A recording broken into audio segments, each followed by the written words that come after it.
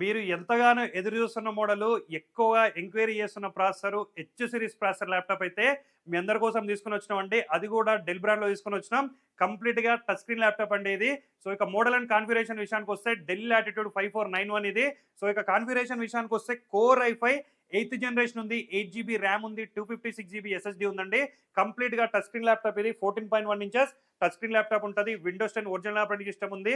Windows 11 కూడా ఫ్రీగా అయితే అప్‌గ్రేడ్ చేసుకోవచ్చండి. ఇక ప్రైస్ విషయానికొస్తే కేవలం 18,999కే ఇస్తున్నాం.